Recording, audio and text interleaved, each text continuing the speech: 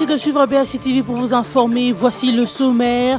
Le chef de l'État a reçu le mercredi dans la soirée les évêques de la Sainte-Cour. Ces derniers lui ont remis l'accord du 31 décembre. Pour Joseph Kabila, la plus importante phase est l'organisation des élections et a insisté auprès des prélats catholiques pour la mise en œuvre de cet accord. Et puis 58 ans sont passés depuis les émeutes du 4 janvier à la place Imka. Aujourd'hui encore, les témoins se souviennent de ce soulèvement populaire des militants de l'Abaco rejoints par les déçus de l'ASV Club. Un soulèvement qui a causé plus d'une cinquantaine de morts de triste mémoire, mais a su emmener la RDC dans son indépendance. Et on fait en sport, 2-0, c'est le score du match amical entre les Léopards de la RDC et les Lions indomptables du Cameroun. Un match amical en défaveur des Léopards de la RDC, joué au stade Omnisport de Yaoundé en prévision de la CAN Gabon 2017.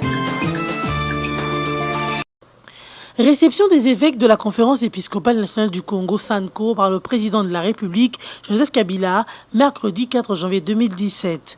Objectif, la remise de l'accord du 31 décembre au président par les prélats catholiques.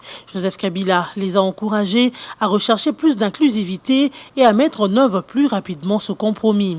Selon l'abbé Donatien Cholet, porte-parole ad intérim de la SANCO, les évêques ont demandé cette rencontre pour donner la primeur au président de la République de travail qui a été fait. Joseph Kabila a ensuite demandé aux évêques comment ils voyaient la suite du travail et les a encouragés d'aller de l'avant pour finir le plus tôt possible. Le président de la République a en outre insisté que tout ce travail doit avoir comme point de référence l'organisation des élections qui est le vrai problème et l'objectif de tous ces pourparlers organisés au pays. Le gouvernement et autres points n'étant que secondaires.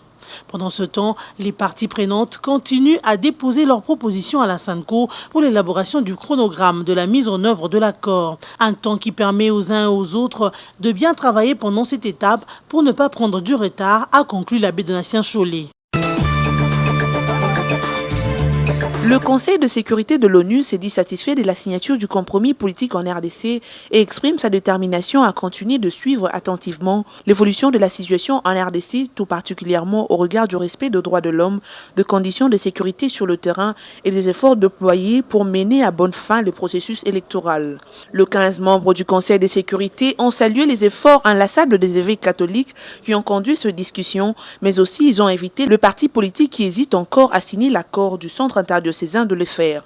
En outre, le Conseil de sécurité souhaite que cet accord soit mis en œuvre sans délai en toute bonne foi et dans son intégralité afin que soient organisées au plus tard en décembre 2017 les élections présidentielles, législatives, nationales et provinciales crédibles et inclusives. Pour rappel, sous l'égide des évêques catholiques, le pouvoir et l'opposition ont signé un accord politique le 31 décembre dernier qui prévoit notamment que l'actuel président Kabila reste en fonction jusqu'à l'élection de son successeur avant la fin de cette année.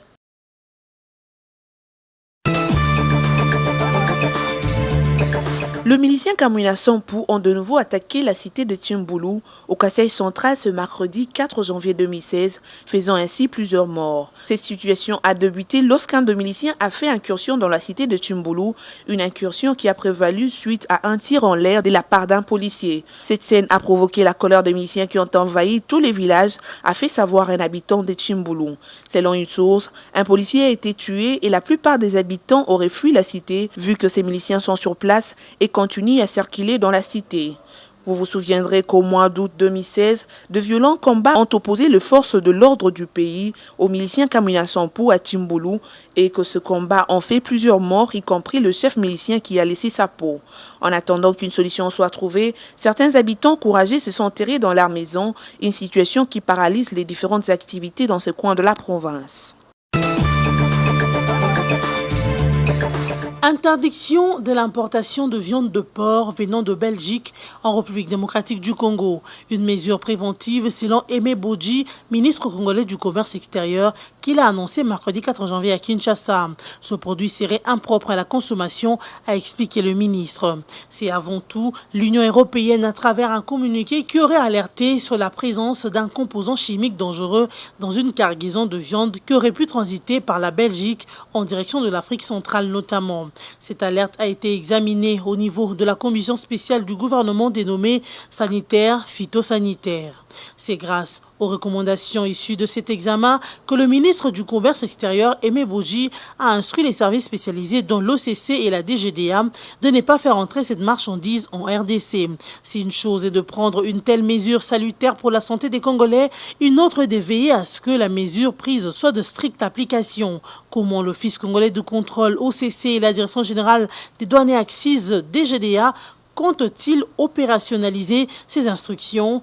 Nous y reviendrons dans nos prochaines éditions. Qu'à cela ne tienne, la RDC est jusque-là épargnée de cette cargaison.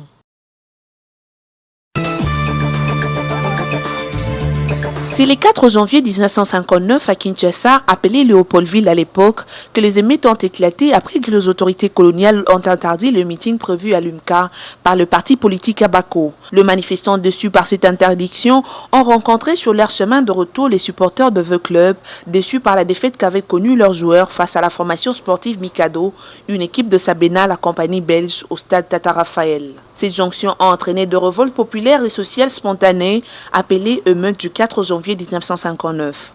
Cette révolte, qui marque une étape décisive dans l'histoire de la RDC, a duré 3 jours avec une répression violente, faisant au moins 49 morts d'après les bilans officiels, alors que la BACO parlait d'une centaine. Grâce à cette date, le pouvoir colonial a dû prendre conscience que l'indépendance était une aspiration profonde et que les Congolais l'ont manifestée. Pour le conseil exécutif de l'IMCA, 58 ans après ces émeutes, une année de jubilé a été lancée en vue de commémorer la 70e année de la place IMCA. Une occasion pour le président de l'IMCA, Jimmy Matoulou, de brosser l'historique de l'IMCA en présence de la ministre de la Jeunesse et Initiation à la nouvelle citoyenneté. Magui Kiala a à son tour établi le parallélisme entre cette double cérémonie. Comment s'interdire de jeter de fleurs à cette organisation qui a accompagné la collectivité pendant une trentaine d'années dans le secteur du social, des infrastructures, de relèvement de mœurs, ainsi que la scolarisation formelle et l'alphabétisation fonctionnelle en faveur de jeunes gens, dans la santé, la lutte contre le chômage et la valorisation du patrimoine agraire. La journée du 4 janvier 1959 sera de cette façon à la base du déclenchement de la conquête de l'indépendance qui finalement est intervenue une année et demie après, soit le 30 juin 1960. Cette commémoration est donc célébrée tous les 4 janvier en RDC en souvenir de ces vaillants hommes qui y ont perdu la vie et qui demeureront pour le Congolais les déclencheurs de leur indépendance.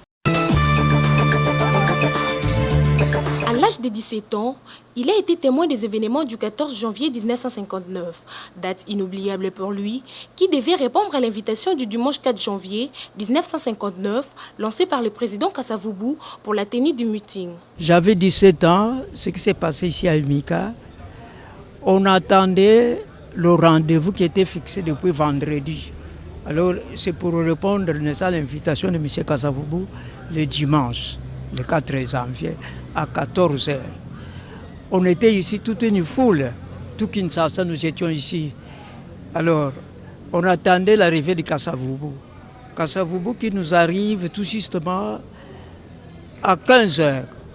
Car Kasavubu, votre meeting, je ne dois pas donner ce meeting. Le gouverneur Michel Torder a refusé de ce meeting.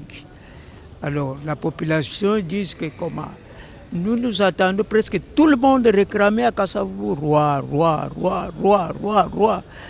Alors, Kasavubu, il prie, n'est-ce pas, de vacances. Il dit, bon, batata, bamama, tout le monde a vu ça, banda, comme meeting, et qu'on s'est arrêté le colanding à lobby. Et cependant, au stade, il y avait le match Vita Club plus Mikado, une équipe, n'est-ce pas, de Sabena ici. Alors, ils sont partis avec un score lourd, 3-0. Alors, les gens, la majorité comme ici à Kinshasa Vita Club, ils sont descendus ici en colère. Ils nous ont trouvés. Et puis, moi, personnellement, j'ai vu des hommes, soi-disant sont des Maghédons. Je les avais vus seulement derrière. Vous ne pouvez pas fixer leur face. Ils prenaient Bazakobuka, Mabende, Nyoso, Ezaki, ya collectrique pour barrer la route.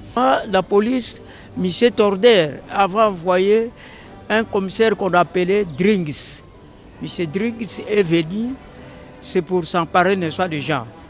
Alors, les amis qui ont monté vers Bongolo, il y avait un magasin là-bas, un dépôt, pardon, de la Primise. Ils sont allés casser le dépôt, ils commencent à piller des boissons, tout ça. Les gens s'en saoulaient. Vous avancez, progressez un peu, il y avait un magasin qu'on appelait Blanche Pinto. Alors ces blancs-là, il était tout juste au plafond. Alors, il tuait les gens. C'est lui qui a beaucoup tué les gens à cette époque. Quitté ici, nous avons pris Kassavoubou, on les dépose chez lui à la maison. Sa femme a pris un seau d'eau, il nous a flanqué de l'eau. Voilà mon mari comment il est devenu. Nous l'avons pris lui-même, il dit que allez me déposer, c'est l'abbé Jean Loya à Mouvenda. Notons que ces événements ont marqué une étape importante dans la cession de la RDC à sa souveraineté nationale. For the Congolese side, it's going to be an opportunity for the Cameroon side who will finish off inside the net. And that's a goal for the Cameroon side. Who's that? 2-0 en faveur de Lions Indomptables du Cameroun. Tel est le score final de la rencontre amicale de ce jeudi 5 janvier entre le Léopard de la RDC et les Lions Indomptables du Cameroun. Une rencontre en prévision de la Coupe d'Afrique des Nations Gabon 2017 jouée au stade Omnisport Amadou Ahidjo de Yaoundé. Les Léopards feront leur entrée en compétition le 16 janvier à Oyem au Gabon face aux Lions de la classe du Maroc. Signalant que c'est après cette rencontre que le coach de l'équipe nationale congolaise Florent Ibenge dévoilera la liste définitive de 23 sélectionnés pour la CAN Gabon 2017. L'on notera une grande absence lors de cette compétition, celui de Yannick Bolassier, l'international congolais évoluant au milieu de terrain à Everton en Angleterre, qui a été victime d'une blessure au genou le 4 décembre dernier lors d'un match du championnat anglais contre Manchester United. Il lui faut une deuxième intervention chirurgicale. Il pourra donc être absent des terrains pendant une année, selon l'entraîneur de son club, Ronald Koeman. Mesdames, Messieurs, voici le rappel des grands titres. Le chef de l'État a reçu le mercredi dans la soirée les évêques de la Sainte-Co. Ces derniers lui ont remis l'accord du 31 décembre. Pour Joseph Kabila, la plus importante phase est l'organisation des élections et a insisté auprès des prélats catholiques pour la mise en œuvre de cet accord. Et puis 58 ans sont passés depuis les émeutes du 4 janvier à la place Imka. Aujourd'hui encore, les témoins se souviennent de ce soulèvement populaire des militants de l'Abaco rejoints par les déçus de l'ASV Club. Un soulèvement qui a causé plus d'une cinquantaine de morts de triste mémoire, mais a su emmener la RDC dans son indépendance. Et on fait en sport, 2-0, c'est le score du match amical entre les Léopards de la RDC et les Lions Indomptables du Cameroun. Un match amical en défaveur des Léopards de la RDC, joué au stade Omnisport de Yaoundé en prévision de la CAN Gabon 2017. Merci d'avoir suivi ce journal et bonne suite au programme en compagnie de BSI TV.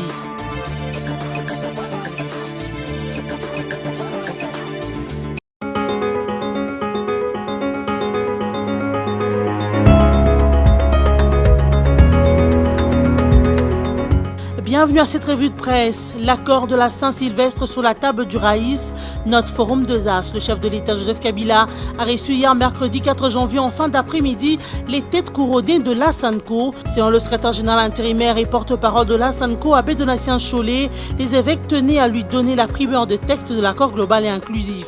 Le Raïs a encouragé les prélats à achever rapidement les étapes restantes pour la mise en œuvre du nouvel accord.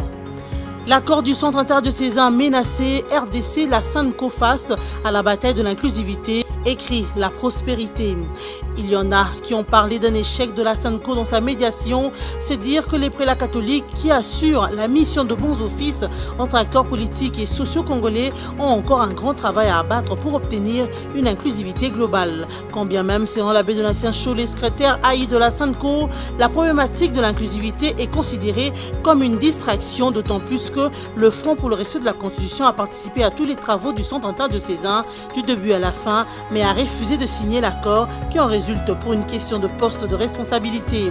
Poursuivant dans son argumentation, le secrétaire général de la Sanco a fait remarquer que le Front pour le respect de la Constitution ne s'oppose ni au contenu de l'accord ni à son application.